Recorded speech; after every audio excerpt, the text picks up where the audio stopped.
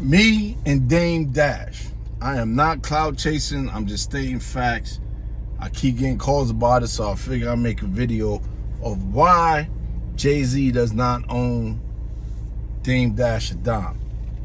So, me and Dame Dash. Dame Dash is a Dash from the Bronx. He claimed 140th because he was always on 140th in Harlem. There's many of us who are born and raised from the Bronx that spend more time in Harlem than we do in the Bronx. So claiming boroughs from the Bronx and Harlem is just stupid for us. So I am from 170th Street and College Avenue in the Bronx. At one time, 170th Street and College Avenue was making $1 million a day. At one time, one of the bosses, named is Darren Chandler, who is Dame's cousin. Dame's cousin is the one who brought Christopher Williams around, and we used to move a product. That's all I'm gonna say about that. For Mr. Chandler. Dame used to come through in his Catholic school clothes, me and him is the same age, to pick up very large bags of money. His whole family been getting money for a long time. He got a brother that was doing IT that was getting $100 million.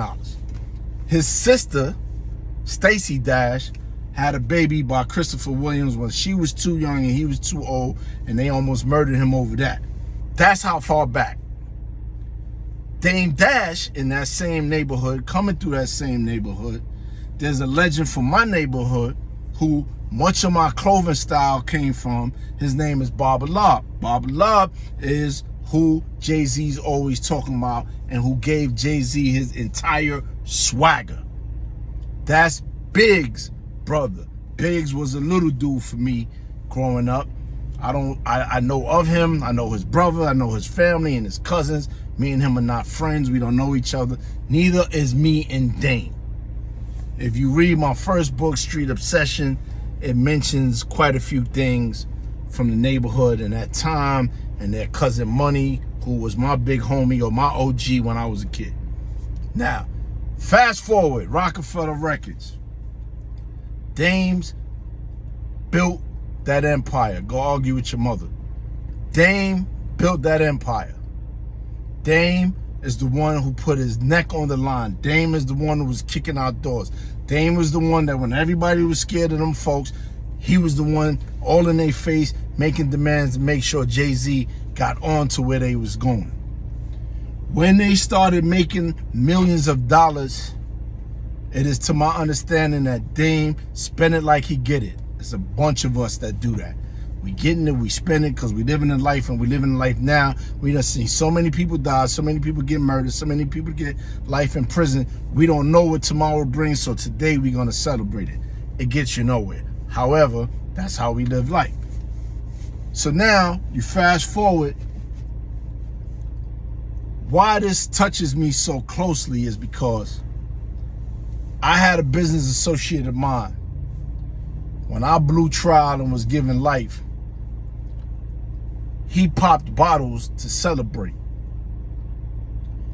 Anybody around him, the same ones that I taught how to maneuver in business, how to maneuver in their private life, how to maneuver in all their affairs, how when war was coming to these people because of whatever, those wars got squashed, getting rid of, and people knew not to even attempt to go and harm this person because I was in his life. FBI came to see me and offered me a get free card. All I had to do was talk about or say something about this person and verify what they know. I refused. The same person put a hit on me twice, right? Same person I was ready to die for, to live for, to go all out for. But right in my face, right around me at all times, I've learned from him to this day that somebody could love you and don't even like you. That's the relationship between Dame and Jay-Z. So now, when Jay-Z is peeping all this, seeing how this is going on, and says, you're a detriment to my life. I'm disassociating myself with you altogether. And your response is always in arrogance and ego. Man, that humble pie is bitter to the tongue. One man, it is not responsible for how another man wastes his money. One man is not responsible for how another man runs his mouth. One man is not responsible for the other man who constantly spends his whole lifetime in every interview talking about the next man. When Jay went to Dame and said, I'll give you X amount for reasonable doubt, Dame's response wasn't with humility. I'm not saying he's right or wrong.